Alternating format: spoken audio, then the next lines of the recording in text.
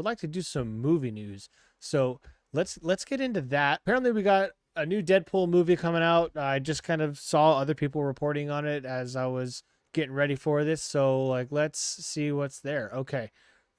From Hollywood Reporter, Ryan Reynolds is in early stages of exploring a Deadpool slash X-Men team up movie exclusive. So first off, didn't he just say he doesn't want to write another, like, I mean, I guess things changed, but a couple months ago or last year, he's like, no, I'm not going to do another Deadpool movie. It takes too much time. I'd like to introduce myself to my kids and blah, blah, blah. Well, what I think happened is that his wife got in this big altercation with somebody, a certain somebody, and he's in the middle of it, and they're probably going to go bye-bye to their relationship. And so he's like, all right, well, I got time now.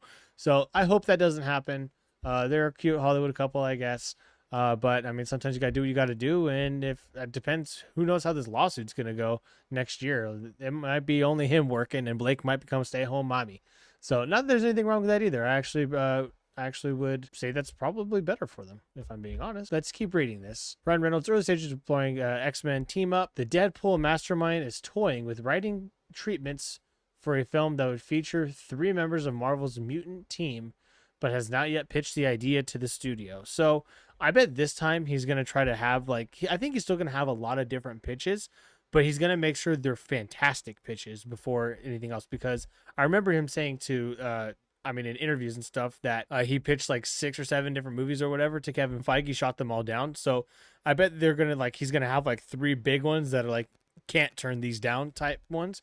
But we'll see. I think this could be fun.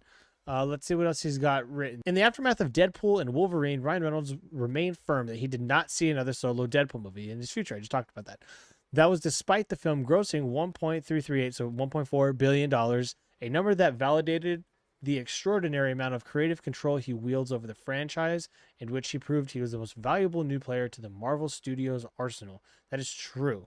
Now, 9 months after Deadpool and Wolverine became the top grossing rated R movie of all time, Reynolds is quietly plotting his return to the character, but true to his word, it won't be the lead of a solo movie. Okay, so this will be a team up movie, as it said at the beginning. But I think Deadpool would be the lead of it. If it's mentioning 3 other characters, I'm going to assume that they're going to be the characters from Deadpool and Wolverine. So it'd probably be him, Wolverine, Channing Tatum Gambit, and Elektra, or one of those other guys, Elektra or Blade or X-23. I would assume that. What I would like to see, Deadpool, Wolverine, and Spider-Man. That would be so much fun. Hugh Jackman's talked about wanting to interact with Tom Holland, Spider-Man, them poking fun of him, throwing jabs, and then Spider-Man having the quick quips back to Deadpool, and the strength. I don't know. I think Logan's stronger, but like Spider-Man's still strong enough to where he can put up a good fight. And Logan's also never come across that yet in the live action. He uses the word era for now. And so like that would be fun. It would be hilarious to see them fighting, and then Spider-Man just web Logan's face, and Logan's like, and goes to swipe it off, but accidentally cuts himself. I think that would be hilarious. So I would like to see Deadpool, Wolverine, and Spider-Man, and have that be the title of it. But this is supposedly an X-Men one, so we'll see. Ryan Reynolds is exploring ideas for a Deadpool movie that would feature X-Men characters, as well as continuing the script Paramount comedy boy band. Oh, yeah. So that's a different movie he's doing. The multi-hyphenate is working on various treatments for an ensemble film featuring 3 or 4 X-Men characters. Deadpool would, of course, appear, but perhaps only as a supporting player. Reynolds is said to believe keeping his F-bomb wielding anti-hero more on the sidelines could allow for the X-Men characters to be used in unexpected ways. Ryan Reynolds has been open about every Deadpool movie needing a strong reason to exist, and it's possible this could provide the avenue he needs. The potential film is separate from the potential X-Men movie that Hunger Games writer Michael Leslie is penning for Marvel Studios. There's no word on which X-Men characters Reynolds is toying with, though an Oscar-nominated Wicked star Cynthia Erivo, whom Reynolds honored at the National Board of Review in January alongside her co-star Ariana Grande, has publicly lobbied to play Storm in the MCU. Reynolds would need to defer. Honestly, I would like Jenna Malone, something like that. I would like her to be Storm. I think she'd be good. Reynolds would need to defer to Marvel on any such casting decisions, which I think we'll have that by Secret Wars. I think we'll have either Halle Berry will stay for a while, and then or they'll recast Storm in Secret Wars, and we'll get it then.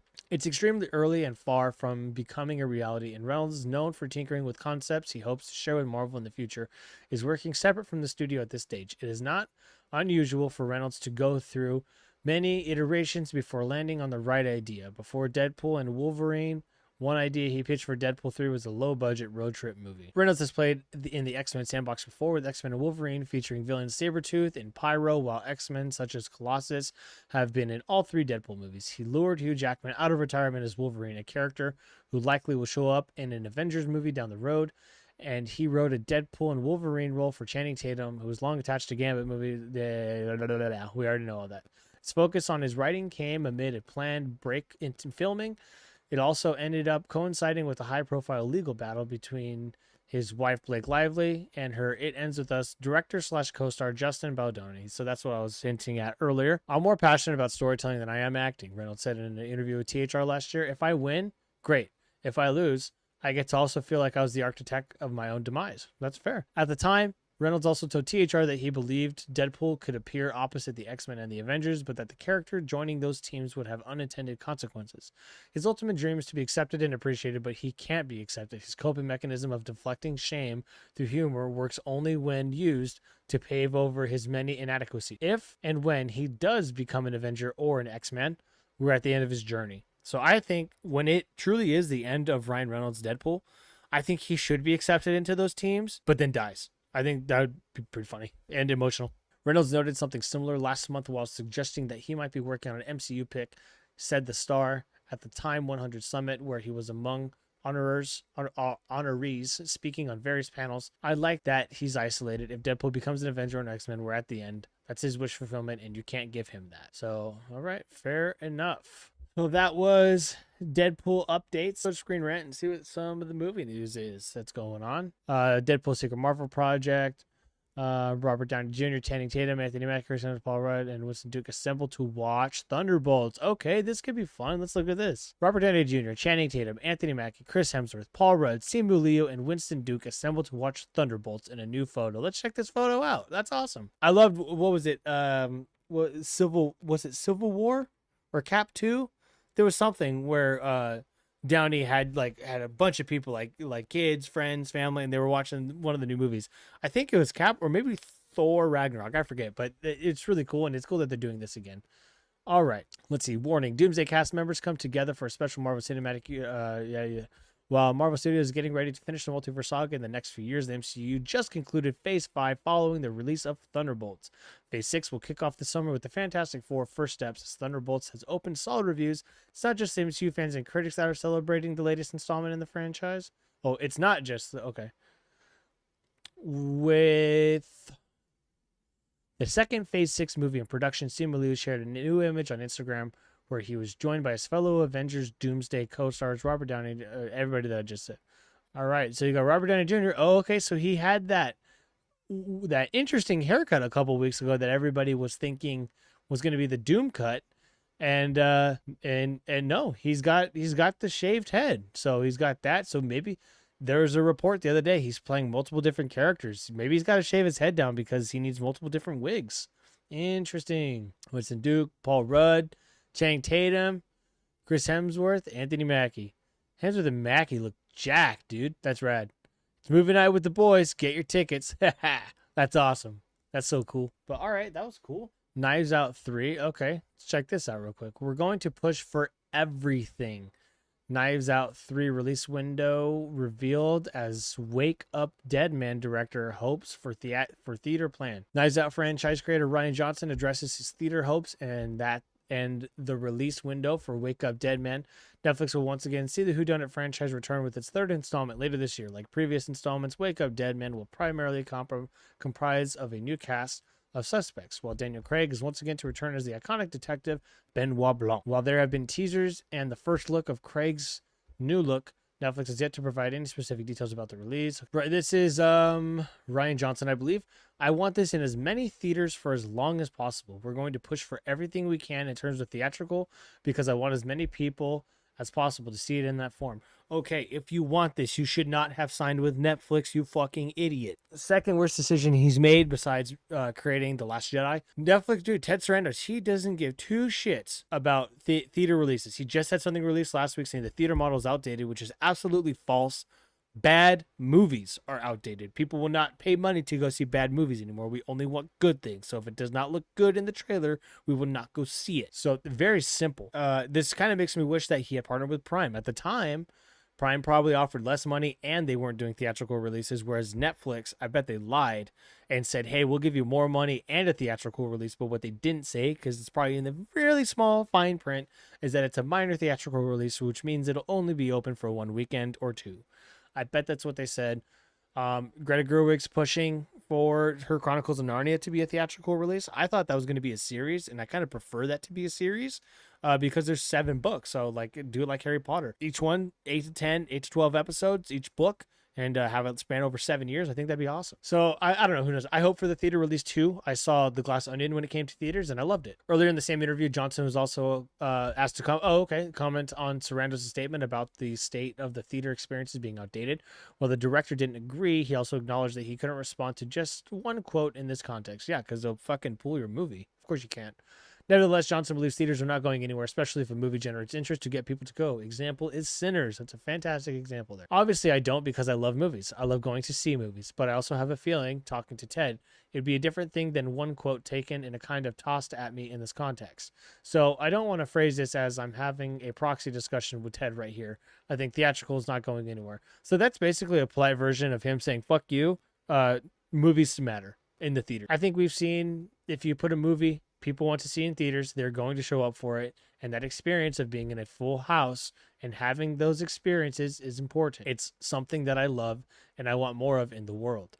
Again, he's politely saying in the most respectful and business ethical manner, fuck you, Ted. Movie theaters matter and they matter to me. So put my goddamn movie in the theater.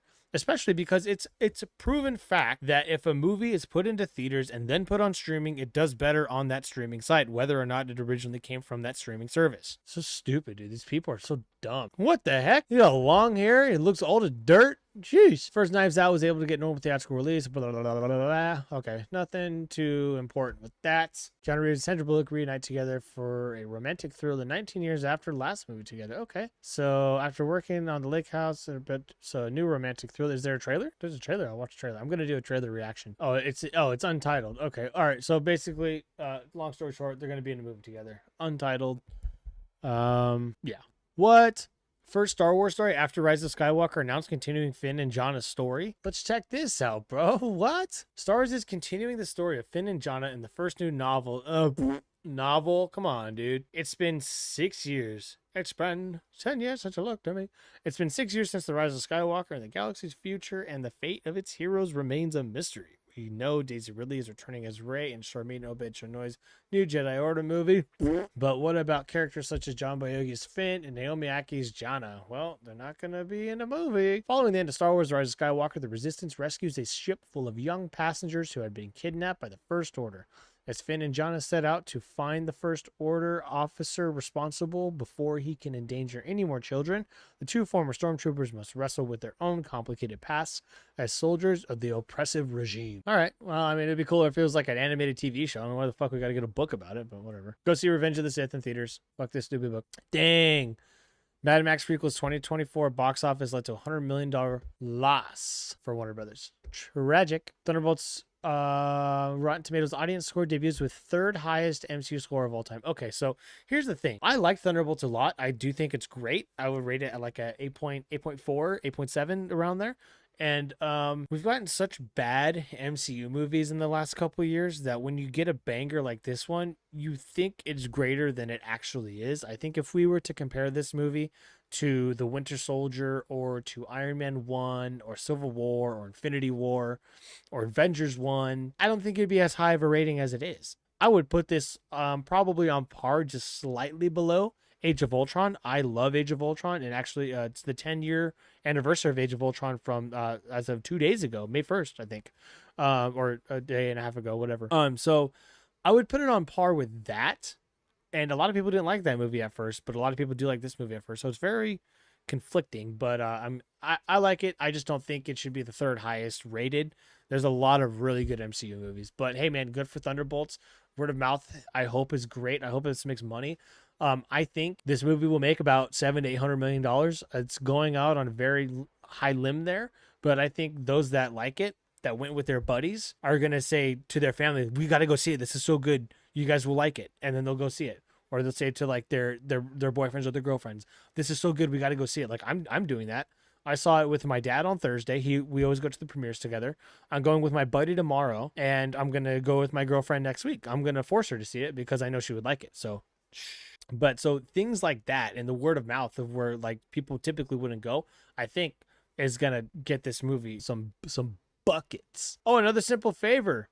It's divided on Rotten Tomatoes. I wonder if it's divided because of the movie or because of the Blake Lively incident that's going on right now. So we'll see. But I want to see it. It's on Prime, so yeah, we should watch. Is Star Wars even a movie franchise anymore? No. Will Poulter reuniting with Warfare star in new medieval zombie horror movie? Okay, let's check this out. After starring in Warfare, Will Poulter is set to lead Rapture with one of his co-stars. Poulter is best known for We're the Millers. Excuse me, where is Chronicles of Narnia, Voyage of the Dawn Treader as Cousin Eustace? What the f? Oh yeah, Midsummer. Fuck Midsummer, bro. Not a mention of Narnia. What's going on here? Rapture star. Oh wait, did I even say who's teaming up with? Per deadline, Poulter set to reunite with Warfare co-star Kit Connor for Rapture. Who is this guy? I liked Warfare a lot, but I don't know who Kit Connor is. All right, zombie apocalypse movie. That's all I need to know. My body is burning a lot. Tom Cruise ate a massive breakfast before Mission Impossible 8 plane stunt. Ooh. Tom Cruise details his breakfast routine before filming a big plane scene in Mission Impossible Final Reckoning, the 8th installment in the franchise, coming to theaters May 23rd. Go see it. Dead Reckoning didn't make enough money, and it was one of the best ones that they've had. Okay, I actually eat a massive breakfast. The amount of energy it takes, I train so hard for that wing walking. I'll eat like sausage and almost a dozen eggs. Holy shit. And bacon and toast and coffee and fluids. Oh, I'm eating. Picture, it's cold up there. We're at high altitude. My body's burning a lot. I remember seeing old footage of wing walking. Those aircrafts were only traveling at, I don't know, 40, 50 miles an hour. This aircraft is up to over 120 miles an hour. Going out there, I was realizing that it can take your breath away. Holy shit. So when he's on that plane, in the trailer, oh, what happened? Well, I guess I'll just go right here. When he's holding on to this thing, there's not extra fans or anything blowing on him. That's traveling at 120 miles an hour. That's insane. And this guy is 60. That's crazy. I think he's older than 60 now. I think he's like 62 or 63. That's so crazy. Should do another subathon of like a Mission Impossible-a-thon and just watch all the Mission Impossibles. Is Knives Out 3 the last movie? Okay, big Knives Out day today. Rian Johnson explains his plan for Benoit Blanc. Wake Up Dead Man and Knives Out mystery director Rian Johnson addresses whether the upcoming film will be the last in the franchise after the success of the first. Okay, let's just get to the quote. As long as Daniel Craig still wants to keep doing it, as long as we have an idea that to us feels like it's not only cranking another one out, but feels genuinely exciting and scary, like, oh wow, could we pull that off? I love the genre. It's endlessly malleable, and so it holds endless possibilities. But at the same time, I've made 3 of them in a row. I don't feel burnt out on it at all, which is good. I was actually kind of wondering if that would happen. But the next thing I have in my head to write is an original that's not a mystery at all. It's a totally different genre. One of the things I love about the mystery genre is that it holds the whodunit. Like sci-fi encompasses so many other types of genres. Wake Up Dead Man, this next movie is so different than Glass Onion. It's like night and day. And so as long as we can keep doing that, it's exciting. Okay, that's cool. And I've been wondering ever since Knives Out came out. It's been almost 10 years. So he's done like all these, like boom, boom, boom. No, it hasn't been 10 years because he did Knives Out after Star Wars, and that's still 2 years away from being 10 years. So maybe it's only been like 6 or 7. All right, well, cool. And I also like, speaking of this right here, the Agatha Christie novels, the Kenneth Branagh movies. I like those movies a lot. Okay, so it looks like we're at the end of that. Thanks for watching this video on movie news. Let me know down below if you're excited for any movies or if there's any movie news that got you excited that I went over. Be sure to like, comment, subscribe, and I'll see you in the next video. Thanks.